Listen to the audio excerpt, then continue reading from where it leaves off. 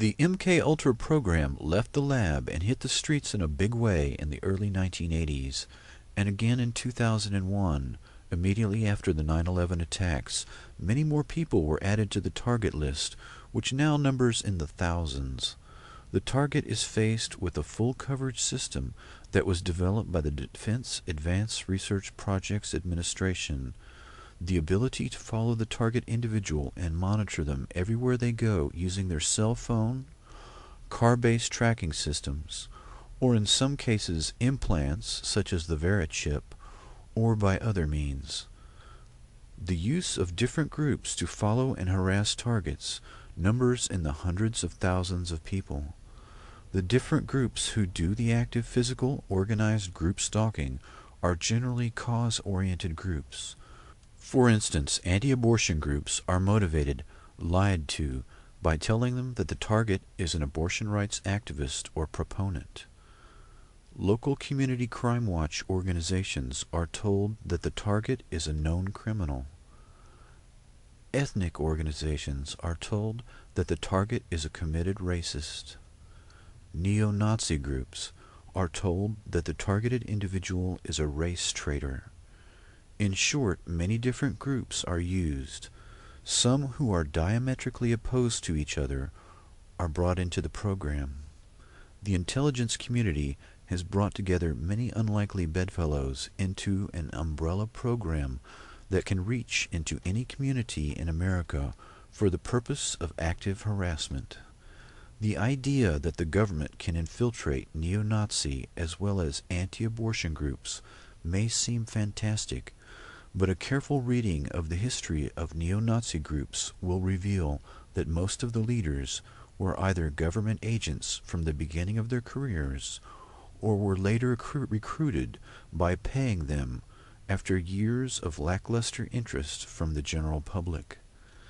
These groups are approached by men who claim to be police officials or men claiming to have heroic pasts in the intelligence community, but actually these men are men the group has little or no real knowledge about.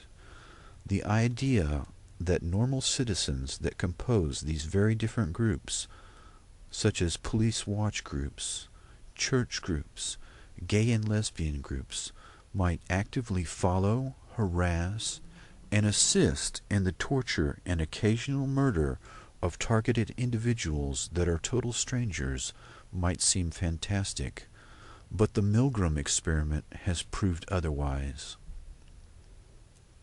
Briefly, Dr. Stanley Milgram set up an experiment where the target was an actor, and the test subject was the torturer.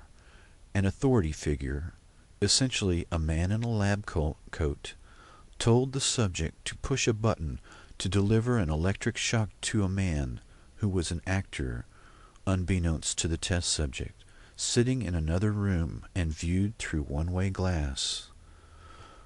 The majority of psychologists believed that only sociopathic personalities, making up 1 to 2% of the general population, would willingly injure or kill on command of an authority figure.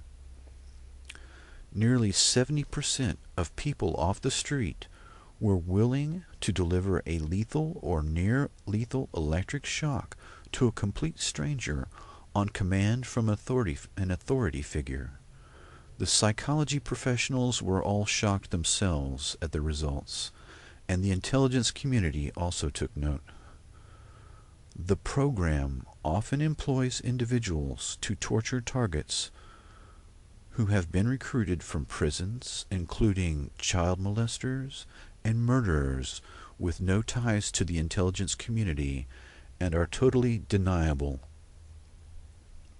Targets are often filmed in their homes using technology that can be bought at any spy store, or higher-end devices that record and videotape their very private lives. The target can be depicted in a most unflattering manner and provoked by attacks to behave in irrational ways and these behaviors are shared with the stalking groups in order to motivate them in their harassment activities. This is accomplished by using the active physical torture of microwave weapons or the behavioral manipulation detailed in the NS General Aquino's Mind War paper. The stalking groups themselves are part of an experimental program to see how to motivate large groups of people to engage in antisocial behaviors that can be directed against targeted individuals.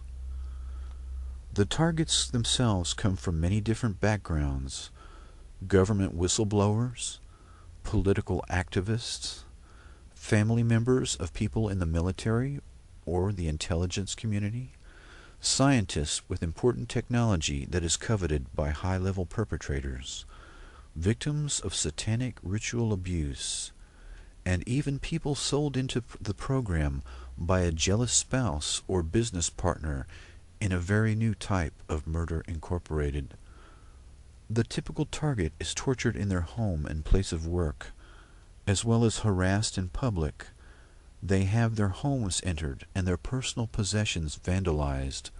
Their mail is stolen.